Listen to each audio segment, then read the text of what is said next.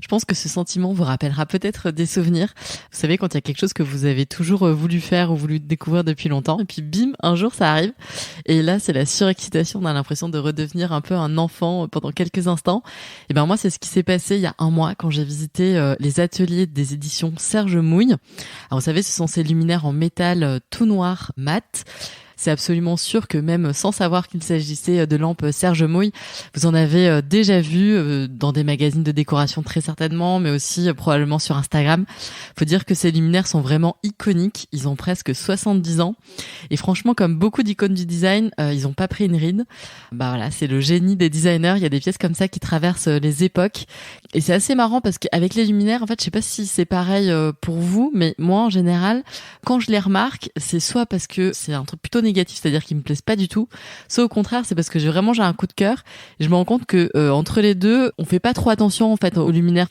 Et là, avec les lampes Serge Mouille, en tout cas, moi, c'est ce que je ressens. Je trouve que il y a un contraste assez mystérieux entre à la fois une présence forte et imposante par la forme, la carrure, et une sobriété et une douceur un peu dans les lignes.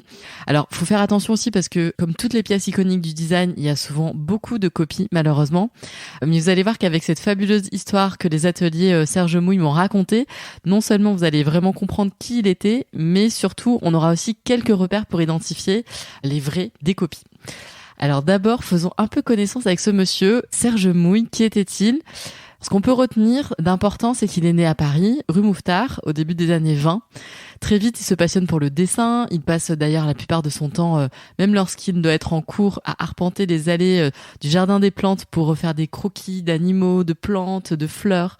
Et son talent est très vite repéré par son professeur de dessin, qui l'incite d'ailleurs à s'inscrire à un concours hyper prestigieux qui est celui de l'école des arts appliqués. À 13 ans, le voici le plus jeune élève de cette école. Et ça contre d'ailleurs l'avis de ses parents qui comprenaient pas du tout le choix de leur fils. Là-bas, il étudie l'orfèvrerie. Donc en fait, il réalise beaucoup d'objets, notamment, vous savez, pour les églises. C'est ce qu'on appelle l'orfèvrerie liturgique, avec des objets avec des milliards de détails partout. Et ça, c'est son truc. C'est vraiment les challenges techniques, le métal, c'est son unique matériau. C'est vraiment tout ce qu'il aime. Il adore le modeler au marteau. C'est un grand technicien et vraiment une star dans son domaine. La légende dit d'ailleurs que à la fin de son apprentissage, toutes les maisons d'orfèvrerie faisaient appel à lui dès qu'elles avaient un truc un peu complexe à faire, qu'elles s'en sortaient pas, etc. Donc, dans sa vie, il y a la pratique, mais aussi, dès le début, l'enseignement prend beaucoup de place pour lui. Ce qui le nourrit vraiment, c'est transmettre. Il devient l'un des plus jeunes profs aux arts appliqués. Il avait tout juste 21 ans quand il débute, et à ce moment-là, il s'installe en banlieue parisienne, et donc il prend le train, en fait, plusieurs fois par semaine pour aller justement donner ses cours. Et en fait, dans le train, il rencontre plein de gens, des décorateurs, des artistes, parce qu'en fait, il se baladait toujours avec son carton à dessin, et ça suscite l'intérêt, la curiosité. Donc les gens lui disent mais qu'est-ce que tu fais, qu'est-ce que tu dessines, etc. Et comme ça, de rencontre en rencontre, il finit par recevoir des commandes, parce qu'en fait jusqu'alors il faisait que des petits objets. Et puis un jour on lui demande d'imaginer un luminaire. En tout cas, la commande qui va être à l'origine un peu de toute la collection qu'on appelle aujourd'hui la forme noire, c'est au début des années 50, un monsieur, alors qui s'appelle Jacques Adnet, qui est en fait le directeur de la Compagnie des Arts Français. C'est une maison d'édition et de décoration très connue à l'époque. Et ce monsieur demande à Serge Mouille de réaliser pour un de ses clients un grand luminaire. Il lui donne pas plus de précision, c'est un peu carte blanche, il lui dit juste, il doit être grand. Et donc là, c'est à cette occasion que Serge Mouille va créer ce fameux lampadaire 3 bras. Là, on est en 1952 et cette commande va changer la vie de Serge Mouille. Parce qu'en fait, lui, il voulait pas vraiment être créateur de luminaires, ni édité, ni en série, etc. Mais il se prend au jeu et en fait, il va donner naissance à une très très vaste gamme de luminaires. Alors maintenant qu'on connaît un peu mieux ce monsieur, je voudrais vous parler de l'une de ses lampes les plus connues, c'est le lampadaire 3 bras. À quoi il ressemble ? Je vous mettrai des photos sur Instagram, mais en tout cas, quand on le regarde comme ça, je trouve qu'on est frappé par deux choses. D'abord, le côté sculptural.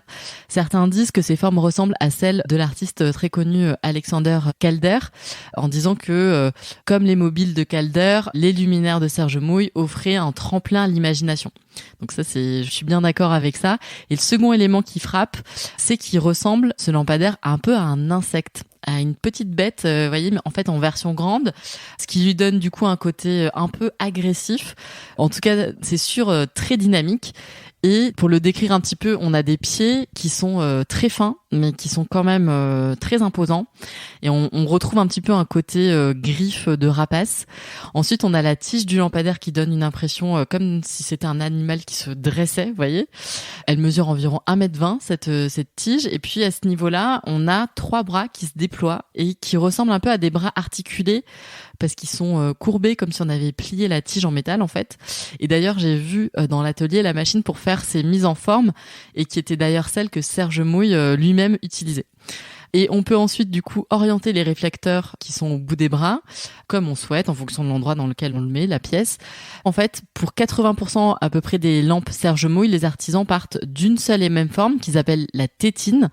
Dans ce téton se cache la douille de la lampe avec l'ampoule. La lumière est projetée dans le réflecteur qui est tout blanc à l'intérieur. Et après, en fonction de comment les artisans travaillent cette tétine, on va arriver à 2 formes qui sont les plus emblématiques des réflecteurs Serge Mouille et qu'on retrouve donc d'ailleurs aussi sur le lampadaire 3 bras. C'est la forme chapeau et la forme casquette. Et la spécificité aussi, et ce qui fait, je trouve, toute l'élégance de ces luminaires, c'est que ce sont des formes qui sont repoussées et pas embouties. C'est un travail qui est beaucoup plus technique, et c'est un peu aussi le secret qui fait que les réflecteurs, ils diffusent si bien la lumière grâce au fait qu'ils sont profondément creusés et qu'ils ont tous en fait des ouvertures allongées. Alors, la légende veut que Serge Mouille se soit inspiré du sein d'une femme pour imaginer justement la forme de ses réflecteurs. Alors, vous vous doutez bien que j'ai posé la question à l'occasion de ma visite à Didier Delpiro et sa fille Julia, qui sont aujourd'hui à la tête des ateliers Serge Mouille. Et ben en fait, ils sont plutôt sceptiques sur cette histoire, même si pour le storytelling, on pouvait pas trouver mieux, mais ils ont été sincères et ils m'ont dit qu'ils pensaient pas vraiment que c'était ça qui avait inspiré Serge Mouille. Ils m'ont plutôt rappelé que lui, ce qui l'intéressait, c'était vraiment la nature, les animaux. Sa passion, c'était quand même le dessin. Enfin, je l'ai évoqué tout à l'heure, mais il sèche quand même pas mal de cours étudiants pour aller observer la nature, dessiner dans les jardins, etc. Donc bon, personne saura exactement ce qu'il a inspiré, et peut-être d'ailleurs que lui non plus. Et c'est ça aussi peut-être la magie de la créativité, c'est de pas vouloir toujours tout expliquer, mais plutôt se demander ce que nous, ça évoque chez nous. Je pense qu'il laisse personne indifférent, ce lampadaire. Donc par son côté un peu animal, animal à pattes un petit peu, on ne peut pas s'empêcher de penser à une araignée, à un oiseau complètement un peu magistral aussi, un type de flamant rose mais version noire, qui sera en train de se déployer ou de commencer à faire un peu une parade. C'est vraiment un lampadaire qui est remarquable, je trouve, parce qu'à chaque fois qu'il il a ce truc de se déployer dans l'espace, et lorsqu'on l'allume, il projette la lumière dans des directions qui sont complètement différentes et d'une manière qu'on peut maîtriser. La bonne nouvelle, c'est que la production de ces luminaires iconiques continue d'être fabriquée en France, et plus particulièrement à Château-Thierry, donc dans l'Aisne. Donc c'est là où je me suis rendue, à peu près à 1 heure de Paris. Et en fait là, je découvre vraiment un atelier. Enfin, c'est ce qui m'a marqué. Franchement, moi je m'attendais à avoir des très grosses machines, des process de fabrication assez lourds, et en fait pas du tout. Les principales machines, c'est plutôt celles pour scier, mais sinon vraiment il y a tout est fait à la main. Il n'y a pas une seule machine automatique en fait. C'est vraiment complètement dingue. Et du coup, c'est révélateur du fait que, le travail de Serge Mouille, c'est la technique. Parce qu'en fait, aujourd'hui, on se dit qu'avec toutes les innovations techniques qui existent, ils auraient pu remplacer ces méthodes et le faire de façon beaucoup moins artisanale. Et en fait, non, ils ont conservé tout ça, et c'est ce qui fait toute la beauté et la poésie de ces lampes. Et pour être sûr qu'on achète une lampe authentique Serge Mouille, on fait comment? Alors, faut un peu chercher, mais toutes les lampes portent un numéro de série qui est gravé sur une petite plaque en métal blanche, une petite patte en fait qui tient la douille au niveau de l'ampoule. Si vous trouvez pas, c'est que du coup, c'est pas une vraie Serge Mouille. Même si aujourd'hui, ça fait plus de 30 ans que Serge Mouille est décédé, il fait clairement partie de ces créatifs qui ont marqué l'histoire du design. Et aujourd'hui, si de nombreux modèles sont réédités, il reste encore de très belles pépites qui n'ont pas encore été éditées pour certaines dans les placards, qui vont sûrement bientôt sortir. Il y a un joli livre aussi de Pierre-Émile Pralu qui détaille toutes les pièces qu'il a dessinées. C'est assez incroyable. Je vous mettrai les liens dans les notes de cet épisode.